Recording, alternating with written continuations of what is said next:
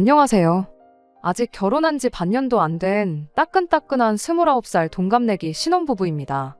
결혼한 지 얼마나 되었다고 혼인신고서에 잉크도 안 말랐는데 이렇게 사연까지 보내게 될 줄은 정말이지 전혀 생각도 못했습니다. 며느리면 당하고 사는 게 당연한 거고 시어머니가 뭐라고 하던 간에 조금 참을 줄도 알아야 한다는데 정말 어이가 없고 제가 잘못한 건지 다른 분들 의견을 듣고 싶어서 이렇게 사연을 적어봤습니다. 한번 제 이야기 들어보시고 제가 정말 잘못한 건지 솔직한 생각을 알려주세요. 만약 정말 제가 잘못했다는 의견이 대부분이라면 저도 더 이상 고집 부리지 않고 쿨하게 제 잘못 인정하고 시댁에 먼저 사과부터 하러 가려고요. 그게 아니면 뭐 그냥 이대로 살아야겠지요. 언젠간 시간이 해결해주겠지 기다리면서 살던지 하면서 말이에요. 결혼 전에는 시어머니가 이런 사람일 줄은 몰랐어요. 문제가 있다면 오히려 늘 시어머니가 최고라고 여기던 남편한테 있었다고 봐도 무방합니다. 시어머니가 어떤 사람인지 미리 알았다고 해도 결혼을 하루아침에 뒤집어 엎거나 그러지는 않았을 것 같아요. 하지만 그래도 말로만 들었던 시월드가 다른 곳도 아니고 저희 시댁이라는 걸 알고 나니 그거 하나만큼은 정말 충격적이었네요. 남편이 맨날 연애할 때부터 입버릇처럼 하던 말이 하나 있는데 우리 엄마보다 요리 잘하는 사람을 한 번도 못 봤다는 소리였어요. 이따금씩 데이트하러 나가서 어디 줄까지 서서 먹는다는 유명한 맛집을 갈 때면 남편은 열에 9번은 매번 못 먹을 음식 먹고 있다는 표정을 지으며 먹는 내내 툴툴대는 게 일이었습니다. 물론 제가 먹기에도 유명하다는 맛집 치고 음식이 기대했던 것보다 별로인 경험을 할 때가 아예 없던 건 아닙니다.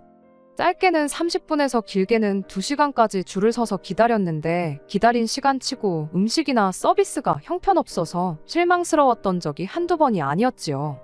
아무리 그래도 그렇지 그래도 기분이라는 게 있는데 그냥 그러려니 하고 먹던가 차라리 가만히라도 있었으면 좋겠다 싶은 적이 더 많았어요.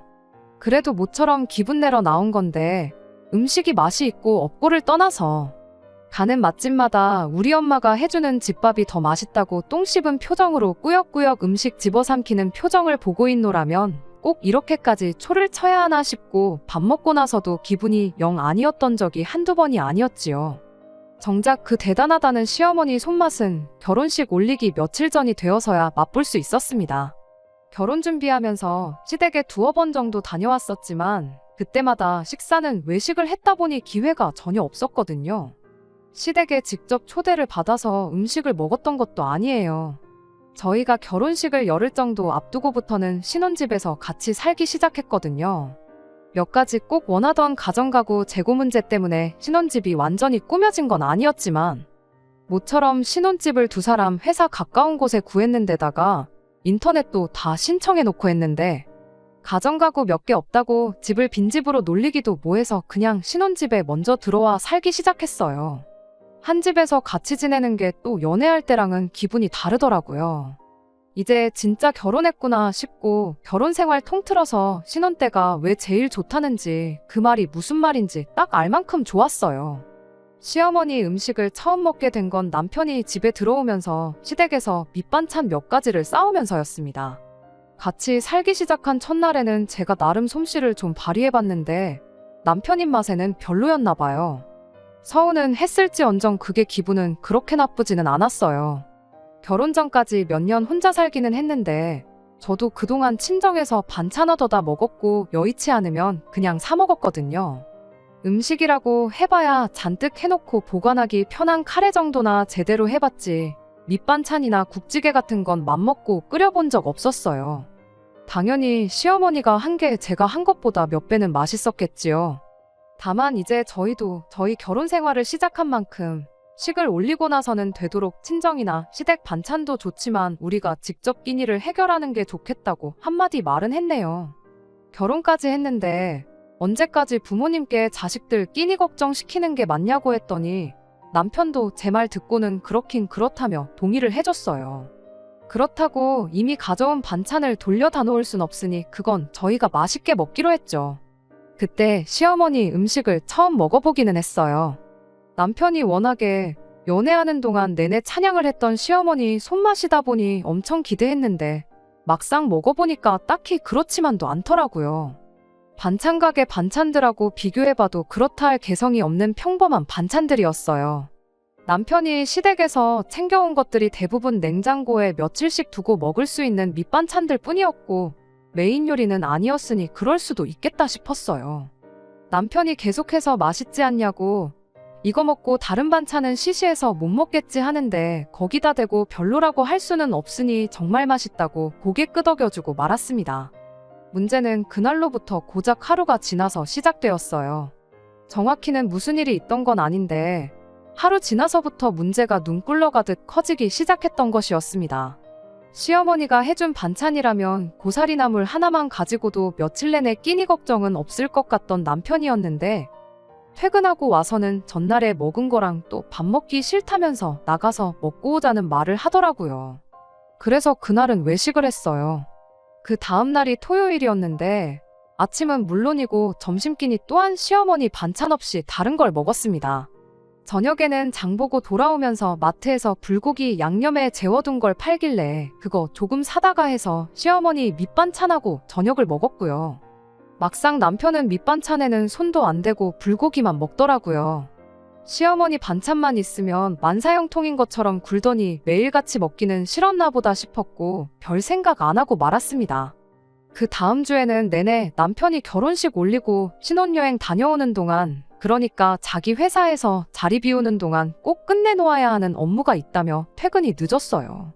그 주는 회사에서 저녁 먹고 잔업하다가 퇴근하게 될 것 같다며 저보고 알아서 식사 챙겨 먹으라길래 저도 퇴근길에 회사 구내 식당에서 먹고 오거나 빵 같은 걸로 간단히 때우고 말았습니다. 그리고 저희 대망의 결혼식 날이 찾아왔어요. 결혼식은 물론이고 신혼여행 가서도 그렇게 행복할 수가 없었습니다. 드디어 제 인생의 임학이 시작되었고 결혼식 때 신혼여행지에서 행복했던 만큼 실제로 제 인생도 앞으로 좋은 일들만 가득하기를 바라고 바랬습니다. 문제는 신혼여행 다녀오고 집에 돌아와서였어요. 저희가 새벽 비행기로 들어와서 집에 도착하니 아침 6시였는데 몸이 피곤한 것도 피곤한 거지만 오며 가며 고생을 했다 보니 남편이나 저나 배가 너무나도 고픈 상황이었어요. 시간이 애매해서 어디 나가서 먹기도 뭐하고 그래서 라면 하나씩 끓여 먹을 생각이었습니다. 또 해외여행 가서 느끼하고 기름진 것만 먹다가 먹는 라면이 아주 맛이 기가 막히잖아요. 역시나 라면은 아주 탁월한 선택이었어요. 열흘 내내 먹어댄 기름지고 느끼함이 한 번에 싹 가시는 느낌이었죠. 남편은 5분도 안 걸려서 라면 하나를 뚝딱 끝내버리곤 이걸론 안 되겠다며 즉석밥을 가지고 와서는 밥까지 말아 먹어야겠다며 전자레인지에 데우기 시작했습니다. 그러다 김치도 좀 꺼내와야겠다며 혼자 콧노래를 부르면서 냉장고에 갔는데 남편이 난데없이 저한테 화를 내기 시작했어요. 왜 저러나 했더니 냉장고에 있는 반찬들이 다 쉬어 꼬부라졌다고 하면서 우리 엄마가 얼마나 힘들게 해준 반찬인데 이걸 쉬게 내버려뒀냐고 집에서 뭐 한 거냐고 따지고 들더라고요. 신혼여행 다녀온 열흘까지 합치면 거의 3주, 4주 정도 지난 건데 아무리 냉장고에 있었다고 할지라도 김치랑 장아찌류 빼고 나물 반찬 같은 건 전부 못 먹을 만큼 음식이 맛이 가있던 겁니다. 그런데 그걸 저한테 따지고 드는 사람이 남편이라는 게 너무나도 어이가 없는 거예요. 물론 집에 가지고 오면 저도 먹고 남편도 먹고 둘이 같이 먹겠지만 시어머니가 반찬 챙겨주신 게 아들 때문에 챙겨준 게 가장 클 거 아니겠어요? 애초에 제가 반찬을 부탁드렸던 것도 아니고 남편이 저한테 말도 없이 가지고 온 반찬들인데 말이에요. 제 입맛에 맞고 안 맞고를 떠나서 그중에는 제가 별로 안 좋아하는 음식도 있었어요. 고사리 같은 건 솔직히 저희 친정엄마가 해주신 것도 일부러 안 먹는 반찬 중에 하나거든요. 손이 안 가기도 했고 게다가 남편이 한 주 내내 늦게 들어온 덕분에 혼자 밥 기도 했었잖아요. 제가 원래 성격상 혼자 먹을 때 번거롭게 이것저것 늘어놓고 차려 먹는 걸 선호하지 않고 간단하게 한 끼 때우는 걸 좋아하거든요. 그런데 가만 생각해보니까 내가 왜 시어머니 반찬이 가버린 걸 남편한테 해명을 하고 있나 싶더라고요. 그렇지 않나요? 제가 가져다 달라고 했던 것도 아니고 상의도 없이 이것저것 잔뜩 얻어와 놓고선 그리고 막상 자기 자신도 전날 먹은 거 또 먹기 싫다고 주말 내내 외식에 배달음식 시켜 먹었고 엄마 반찬이 그렇게 소중하면 늦게 퇴근해서라도 와서 먹던가 아니면 출근하기 전에 아침으로라도 먹던가. 냉장고에 있는지도 기억도 못하고 있었으면서 시어머니가 해준 음식이 쉰 게 저 때문이라고 하니까 어이가 없었어요. 남편한테 대번에 이게 왜 나만 잘못이라고 하면서 화를 내냐고 따지고 보면 당신 잘못도 있는 거 아니냐니까 자기도 할 말이 없던 건지 말을 더 못하긴 하더라고요. 그래도 혼자 잔뜩 삐져가지고는 그날 하루 종일 저한테 말도 안 붙이고 신혼여행 다녀와서 피곤하다고 잠만 잤어요. 저도 똑같이 피곤하기도 했고 굳이 달래줘가면서 기분 맞춰줄 일도 아니겠다 싶어서 일부러 가만히 있었습니다.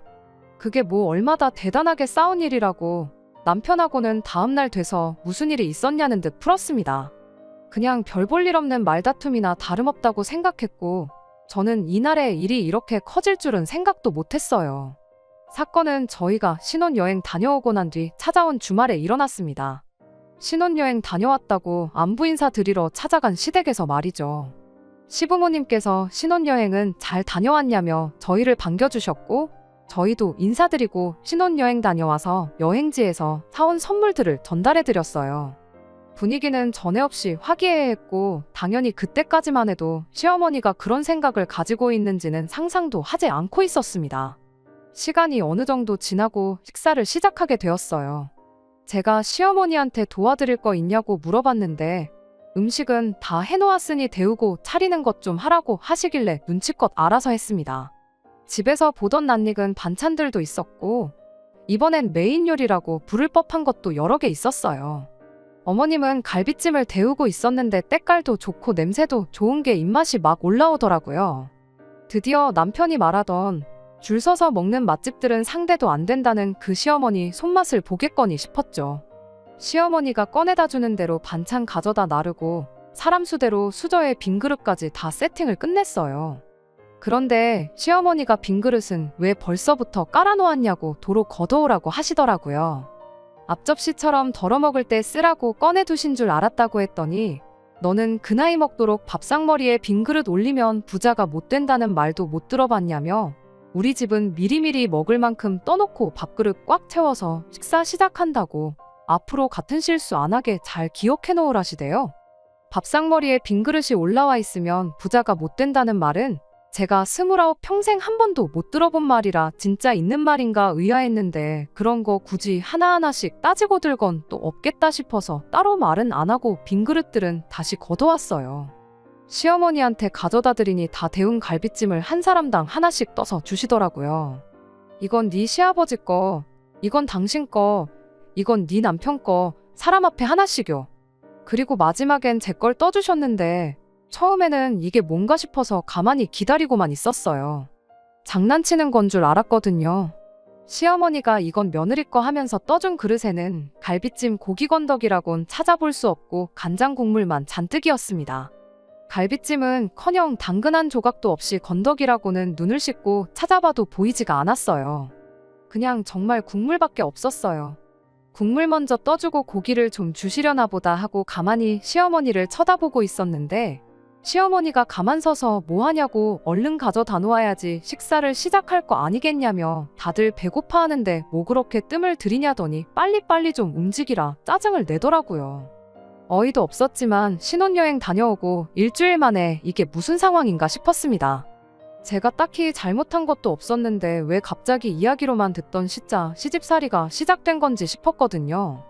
제가 뭐 시어머니 눈밖에 날 행동을 했다면 아니 설령 제가 뭔가를 했다고 해도 솔직히 이 상황이 정상적인 상황은 아니잖아요. 그냥 넘어가기엔 이대로 넘어갔다간 이게 시작이지 끝은 아닐 것 같다는 생각이 들어서 대놓고 시어머니한테 물어봤습니다. 왜 제 그릇에는 아무것도 없고 국물밖에 없냐고요. 차라리 거기서 뭐 내 아들 뺏어간 네가 미워서 이런 솔직한 대답이 나왔다면 이해라도 했을 것 같아요. 귀한 아드님 제게 주셔서 감사합니다. 아부 같은 건 떨지 않았겠지만 철부지 아들이 배우자 하나만큼은 제대로 골라왔다는 생각이 들게 앞으로 노력이라도 해봤을 텐데 이어진 시어머니 대답에 저도 더는 상대하기를 포기했습니다. 시어머니가 말하길 뭐가 문제냐며 며느리 먹으라고 제일 맛있는 걸 준 거라는 말도 안 되는 대답을 하셨으니까요. 아들 며느리 인사하러 온다고 해서 당신이 얼마나 음식하는데 신경을 썼는 줄 아냐입니다. 안 씹어도 입에서 녹을 만큼 오랫동안 끓여서 엑기스가 다 그 국물 안에 녹아 들어가 있다는 말도 안 되는 소리를 덧붙이면서요. 오래 끓인 만큼 국물에 영양분이 가득하다고 너는 추어탕도 안 먹어봤냐면서 추어탕 먹는다 생각하고 먹으라더라고요. 눈에 안 보여도 다 몸에 좋은 거밖에 안 들어갔고 제 건 특별히 신경 써서 국물을 밑에서부터 펐으니까 제일 몸에 좋은 거 먹는 거라고. 우리 며느리 시댁 놀러와서 몸보신도 하고 아주 호강한다고 하는 겁니다. 세상에 추어탕이랑 갈비찜을 같은 음식이라고 하는 것부터가 말도 안 되는 억지인데 거기다 대고 말 한마디 더 해봐야 달라지는 건 없고 귀찮은 일만 생길 것 같아서 그냥 알겠다 하고 국물만 가득한 그릇 들고 자리에 앉았어요. 그렇게 시어머니도 따라서 자리에 앉았고 식사가 시작되자마자 시어머니 보라고 대놓고 남편 앞에 있는 갈비가 가득 담긴 그릇이랑 제 국물밖에 없는 그릇이랑 바꿔버렸어요. 그걸 보고 가만히 계실 시어머니가 아니셨죠.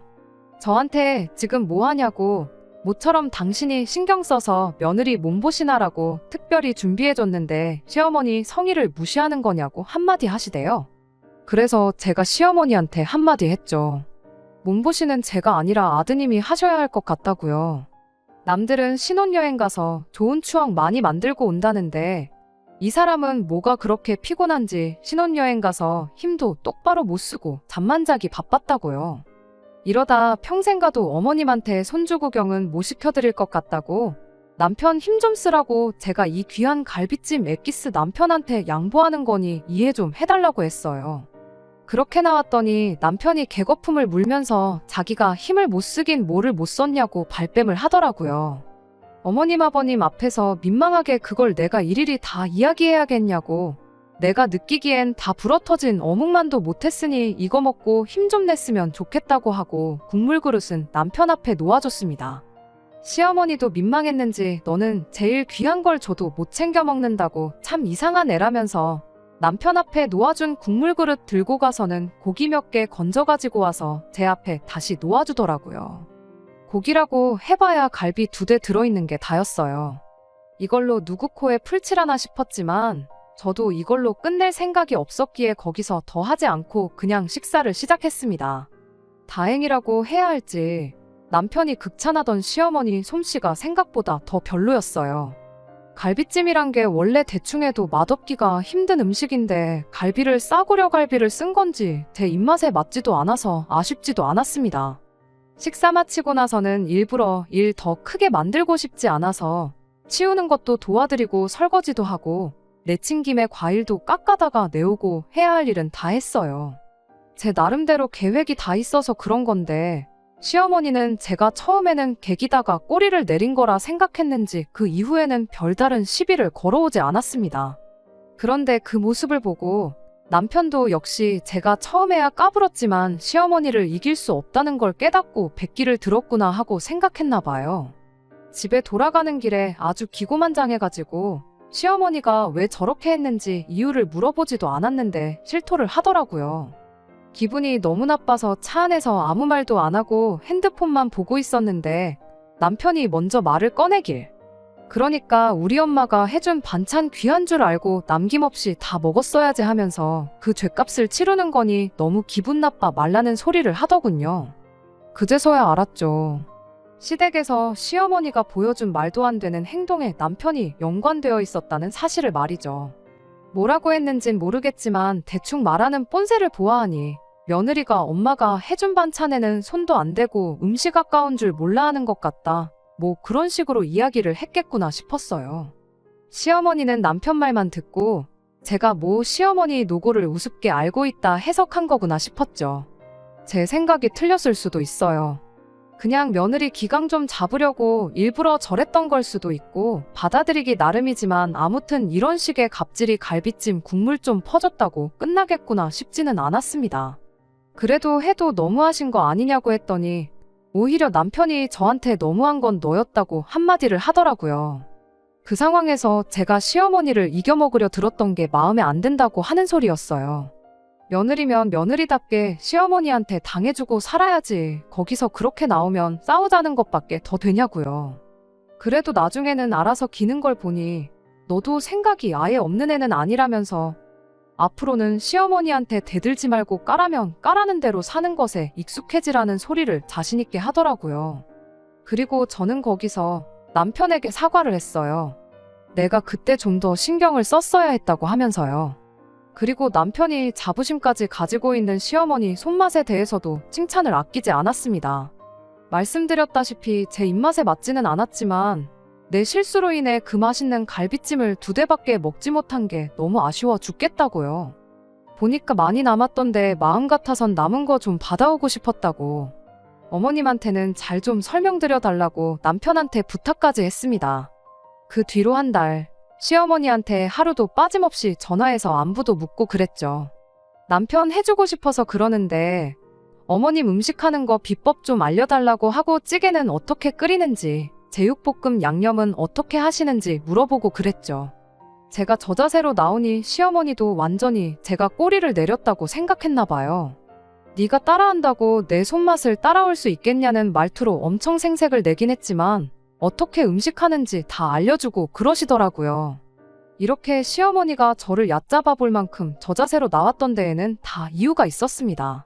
다른 건 몰라도 사람 너무 쉽게 봤다고 제대로 본때를 보여주기 위해서였거든요. 말씀드렸다시피 저희 신혼집에 가정가구랑 그런 게 재고 문제로 몇 개 아직 안 들어온 게 있어서 집들이를 미룬 상황이었거든요. 그때쯤에서 가장 오래 기다렸던 소파가 도착했고 신혼집 꾸미는 게 완전히 끝나면서 집들이가 예정되어 있었어요. 음식을 제가 직접 하는 방법도 있었지만 별 말도 안 되는 이유로 며느리 기강 잡는 시자 시어머니한테 그 정도까지 노력을 하고 싶지는 않아서 음식은 케이터링 업체에 맡겨서 준비했어요. 그 와중에도 시어머니가 좋아하신다는 음식들 위주로 골라서 준비를 했습니다. 거실에 커다란 상 하나 펴놓고 주방 아일랜드의 기본찬부터 시작해서 메인 메뉴까지 총 15가지 음식을 뷔페식으로 준비했지요.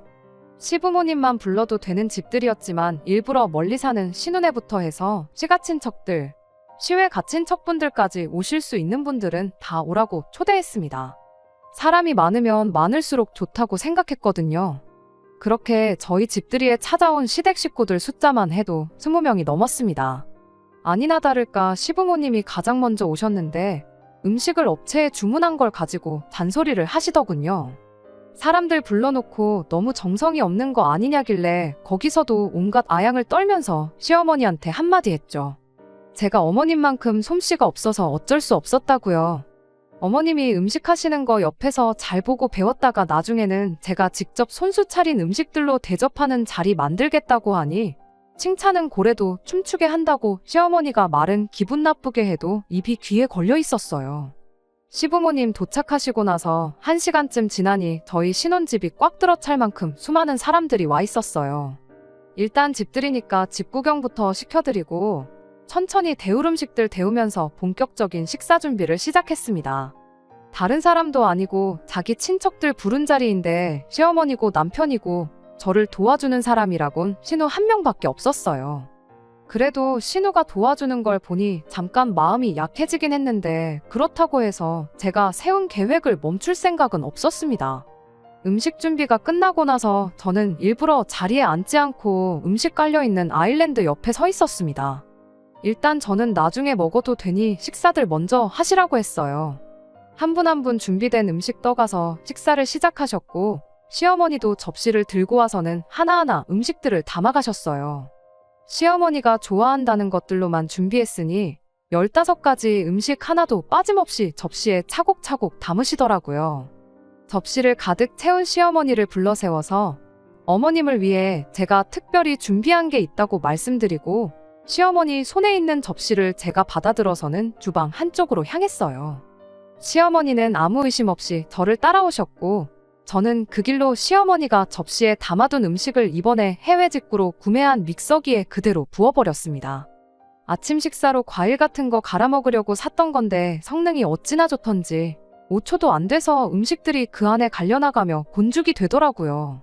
그대로 준비해놓은 그릇에 옮겨 담고 어머님은 이렇게 드시면 되겠다고 말하고 그릇을 어머님 손에 들려드렸죠. 음식을 믹서기에 넣을 때부터 이게 무슨 상황인지 어리 빠져서 보고만 있던 시어머니가 이게 뭐 하는 짓이냐고 저한테 소리를 질러대셨습니다. 시어머니의 고성이 터지자마자 집에 있던 모든 손님들의 이목이 저희 쪽을 향하게 되었죠. 그리고 저는 시어머니한테 한 달 동안 참아왔던 한마디를 꺼냈어요. 어머님이 음식은 엑기스로 먹는 게 제일 좋은 거라고 하지 않으셨냐고요. 시어머니한테 좋은 것만 해드리고 싶은 며느리 마음을 몰라주시고 이렇게 소리를 지르시면 어떡하냐고, 혹시 이걸 한번 끓여서 드려야 되는 거였냐고 묻고 그대로 어머님 손에 들려드린 그릇을 도로 가져가서 냄비에 옮겨 담고 불을 올렸습니다. 그걸 보자마자 남편이 쫓아와서는 지금 어른들 계시는 데서 이게 뭐 하는 짓이냐고 또 따져 묻더라고요. 남편한테 배운 대로 하는 건데 뭐가 문제냐고. 어머님이 저번에 먼저 나한테 추어탕 이야기 꺼내면서 음식은 엑기스가 몸에 제일 좋은 거라고 하지 않으셨냐고, 거기에 있는 사람들 다 들으라고 또박또박 토시 하나 빼먹지 않고 그때 있던 일을 설명했습니다. 갑자기 자리가 고부간의 기싸움을 하는 자리로 돌변하고 나니 한참 좋았던 집들이 분위기가 싸늘하게 식어버렸습니다. 친척분들 몇 분은 갑자기 급한 볼일이 생겼다며 자리를 떠나기까지 했어요. 그렇게 하나둘씩 자리를 떠나고 나니 집에 남아있는 건 시부모님과 시누네, 저희들밖에 남아있지 않았죠. 시어머니가 사람들 많은 데서 이게 무슨 꼴이냐며 거의 뒷목을 붙잡을 기세로 짜증을 내셨는데, 신우가 더 분위기 험악해지기 전에 시부모님 모시고 나가준 덕분에 거기서 더 싸움이 크게 번지지는 않았습니다. 다만 남편과 저는 결혼 생활 시작한 지 2달도 안 돼서 역대급 부부싸움을 하게 되었어요. 남편이 저보고 제정신이냐고 따지고 들길래 이게 누구 때문에 생긴 일인데 나한테 화를 내냐며 저도 맞불을 놓았습니다. 애초에 반찬 얻어와 놓고 손도 안 댄 사람은 당신 아니냐고, 그리고 그걸 빌미로 일을 키운 사람도 당신 아니냐고 따져 물었더니 아무 말도 못하더라고요. 이 상황은 네가 자초한 일이나 마찬가지고 나는 네가 말한 대로 까라면 까는 며느리가 될 생각이 없다는 걸 보여준 거라 했죠. 이 상황을 해결할 수 있는 건 너가 앞으로 중간 역할을 어떻게 해내느냐에 따라 달린 거니까 처신 잘하라고 한마디 하고 말았습니다. 남편은 어이없어 하기만 할 뿐 제 말에는 대답을 하지 않았어요. 그렇게 신혼생활 시작한 지 2달 만에 각방도 쓰고 아주 난리도 아니었네요. 뒷정리 다 해놓고 잠을 자려는데 신우한테서 전화가 왔어요. 어머님한테 대충 이야기는 들었는데 제 이야기도 들어봐야 할 것 같아서 전화한 거라고 하길래 지난 1달 반 동안 있던 일을 남김없이 이야기해줬습니다. 신우도 그런 일이 있었냐며 이렇게 돼버린 상황이 몹시도 유감이라는 듯이 말하며 제 심정을 헤아려주는 듯 이야기했지만 결국 팔은 안으로 굽는다고. 그래도 제 행동을 잘했다고 볼 수는 없으니 자기가 중간다리가 되어줄 테니 한번 날 잡아서 오해를 푸는 게 어떻겠냐는 제안을 해왔습니다. 저도 일단은 알겠다고 대답을 하긴 했어요. 신우가 최대한 제가 편한 스케줄에 맞춰서 나를 잡을 테니 천천히 생각해보라고 말을 하긴 했는데 곰곰이 생각해도 저는 제가 그렇게 잘못했다는 생각이 들지 않거든요. 아무튼 그렇게 지금 집들이로부터 3주 정도 지난 상황입니다. 신우가 언제쯤 만나는 게 좋겠냐며 오래 끌어서 좋을 게 없으니 나를 빨리 잡으라고 연락을 해오고 있는 상황이고요. 오해를 풀면야 더할 나위 없이 좋기야 하겠지만 여기까지 왔는데 제가 사과 좀 했다고 해서 풀릴 일인가 싶기도 하고요. 애초에 반찬 좀 남겼다고 시작된 일을 가지고 이렇게까지 일을 키운 건 남편과 시어머니인데 아직도 제가 왜 먼저 사과를 해야 하는 건지 하는 생각도 여전합니다. 여러분들께서 제가 어떻게 하면 좋을지 허심탄회하게 한마디 해주셨으면 해요. 어떤 의견이든 제가 잘못했다는 의견이 지배적이면 신우가 자리를 만들지 않아도 제가 먼저 시댁에 찾아가서 잘못했다고 하려고요. 안녕하세요. 신우까지 나서서 오해 풀게 도와준다고 했는데 저는 죄송합니다 한마디 하는 대신 그냥 이혼을 하기로 했어요. 물론 제가 너무했다는 의견도 많았지만 그깟 사과 한번 한다고 끝날 일이었으면 처음부터 유치하게 그딴 짓 안 했다는 의견이 더 많았기도 했고 저 또한 같은 생각이거든요. 사과한다고 끝나는 게 아니고 저의 사과를 시작으로 또 다른 시짜짓이 돌아올 게 안 봐도 뻔한 상황이잖아요. 무엇보다 이 상황을 해결하려고 발버둥치는 게 남편이 아니라 신우인 것부터가 마음에 안 들기도 하고요. 이혼을 알아보는 과정에서 놀란 게 요즘은 신혼여행을 다녀와서 이혼하는 부부들도 숫자가 꽤 된다고 합니다. 하나만 봐도 열을 안다고 괜히 길게 끌어서 안 좋은 기억만 남기고 이혼하는 것보다 제대로 시작도 하기 전에 갈라서는 게 낫다고 생각들 한다고 하더라고요. 저 또한 그래요. 굳이 중간에서 해결할 생각도 없어 보이는 남편 믿고 이 결혼 생활 유지해봐야 나아지는 것 하나 없을 텐데 뭐하러 사과하고 또 상처받고 이런 걸 반복할 이유가 전혀 없는 것 같았거든요. 다행이라고 해야 할지 혼인신고는 아직 안 올렸다 보니 생각보다 준비해야 할 건 많이 없어요. 다만 집이랑 혼수랑 이런 거 정리하는 게 시간이 좀 걸릴 것 같습니다. 언젠간 저도 제 행동이나 이 결정에 후회를 할 날이 올 수도 있을 거라 생각이 듭니다. 하지만 시어머니도 남편도 그때 왜 그렇게 유치하게 굴었을까 똑같이 후회할 순간이 있겠다 생각하면 이 결정이 아쉽지만은 않네요. 지금은 속이 다 후련합니다. 끝까지 들어주셔서 감사합니다. 오늘의 사연은 여기까지입니다. 구독과 좋아요, 알람 설정 부탁드리고 더 좋은 사연으로 다시 찾아뵙겠습니다. 감사합니다.